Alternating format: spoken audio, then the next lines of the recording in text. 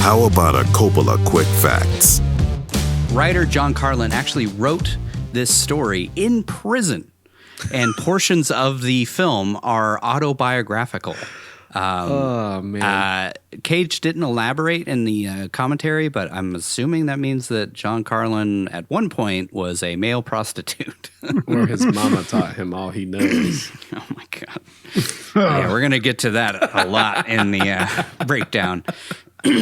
Just such a disturbing relationship between those two. So some of this was based on his real life. And from the point of writing it originally to the point of this film getting made was over 25 years. So he wrote it a long time ago. And apparently this was optioned at one point to Richard Gere.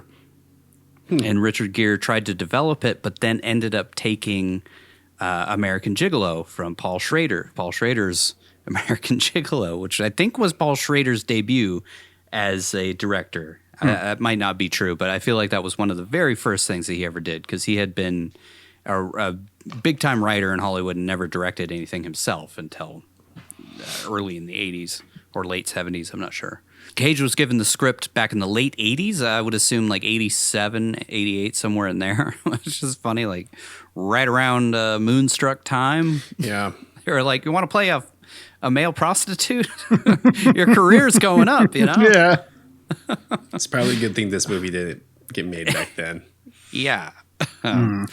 So it's been sitting on the shelf. It had been sitting on the shelf for 15 years. Cage had tried for a long time to find a director to do it. I think he originally intended to star as Sonny. But then he eventually aged out of the part and wanted someone else to come in, and he was just going to produce. But he eventually just said, screw it. And he had been contemplating directing for a while, I guess, and wanted to try something that was very character-driven, because he is a character's actor. An actor's... He does a lot of character acting. How about that? Even though he's a leading man, he's a character actor at heart. Yeah.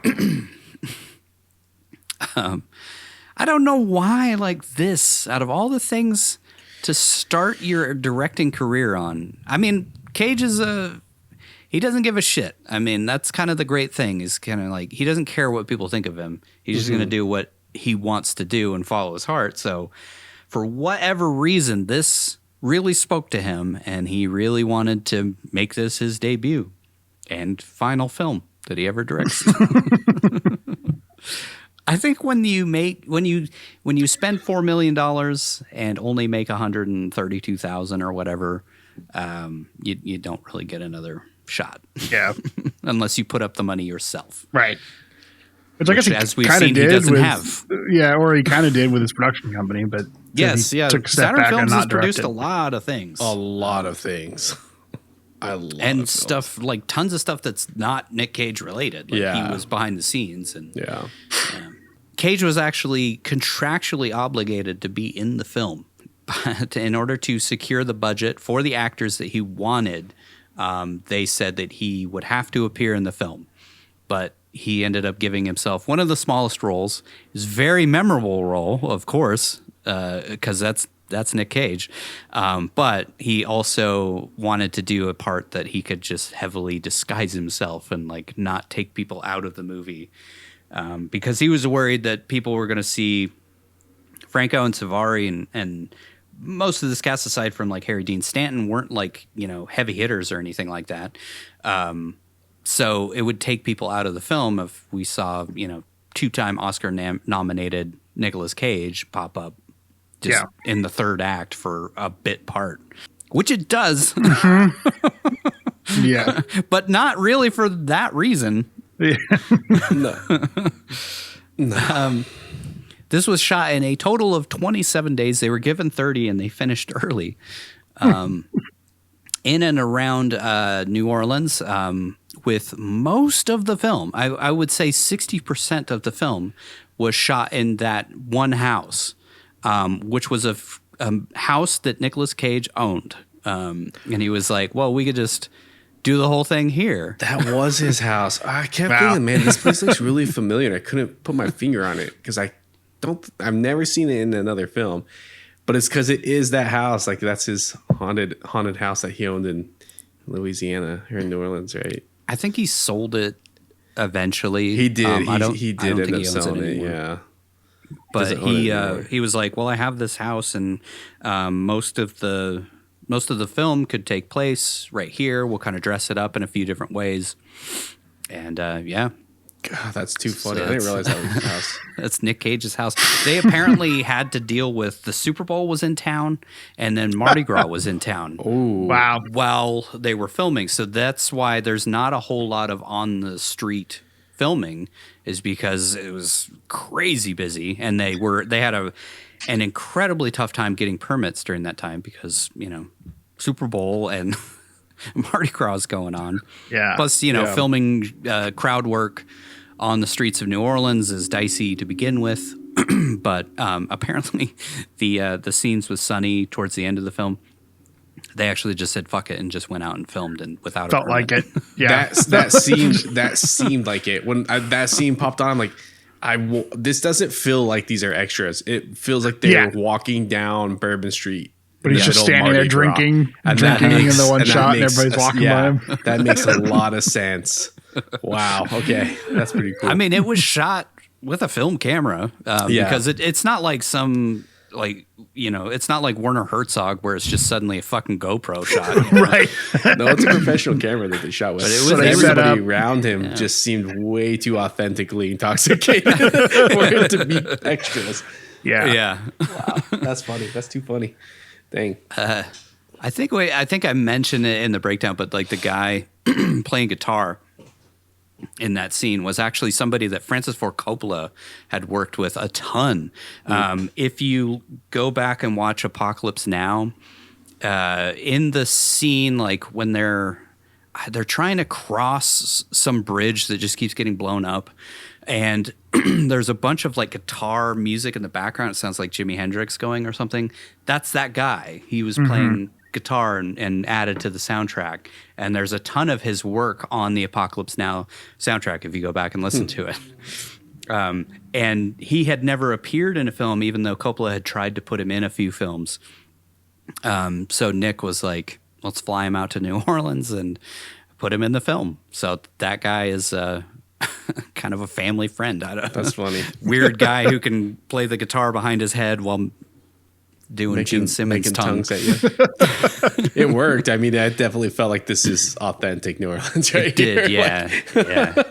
It worked really well for that scene. Having drunkenly stumbled around New Orleans before, it felt very authentic. Yeah.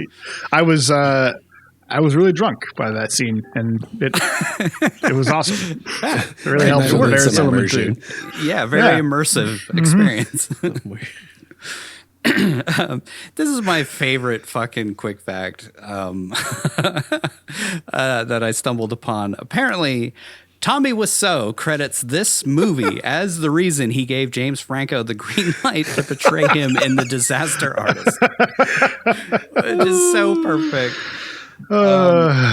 As we know, Tommy Wiseau is a big James Dean fan.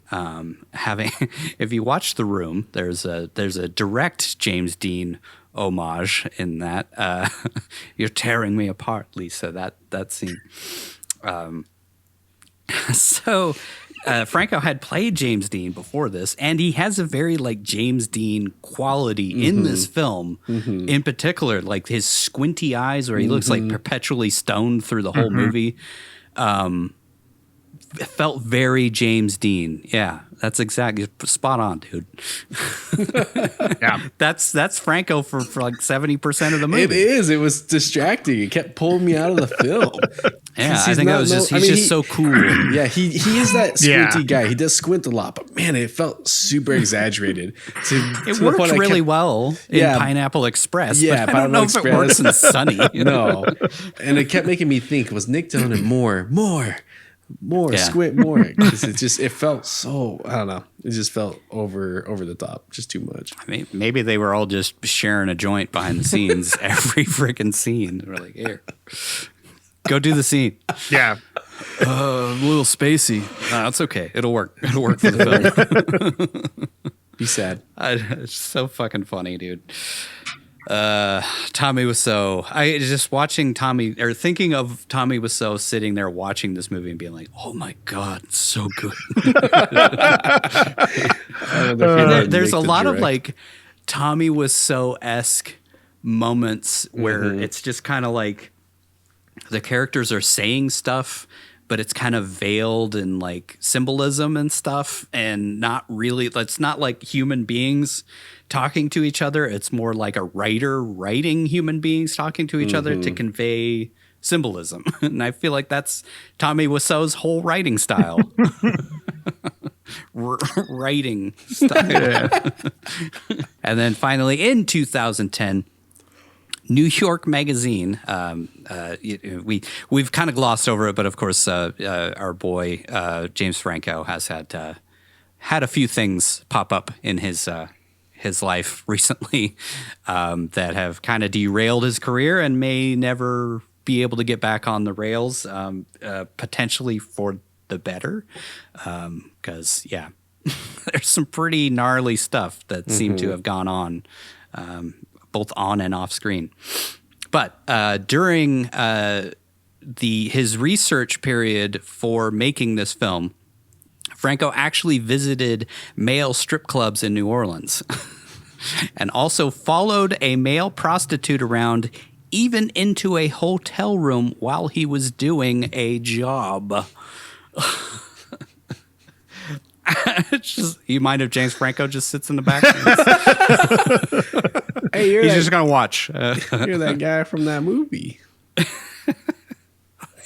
Aren't you in Spider-Man? Wow, that would have been weird. Apparently, he met a bunch of them, and then Cage met these guys too, and like talked to them, and he said that really helped kind of figure out the headspace of Sonny's character and stuff. Like a lot of these dudes were just trying to work through college, or there were a lot of straight, there were a lot of bi, there were a lot of gay. You can make more money if you go but gay, which I thought that was the whole reason for Sonny going to the gay pimp at the end of the film, spoilers, was so that he could make enough money to get he and his mom and Mina Savari's character out of this situation. But never comes up, and it just turns into it came there to cause shit. I don't know. It's kind of confusing. We'll get to it, but he wanted to. Yeah, we'll get to it. I think he wanted to find a guy with daddy issues and work out his own daddy issues. I guess. True. Though he never asks for that or anything. He just, I don't know. No, but he's wasted, so it just seemed like that's what he needs right now. It's one of those things where you're under the influence and you have ideas. I guess. And then you try to make those ideas come true, and not for the better. Not for the better.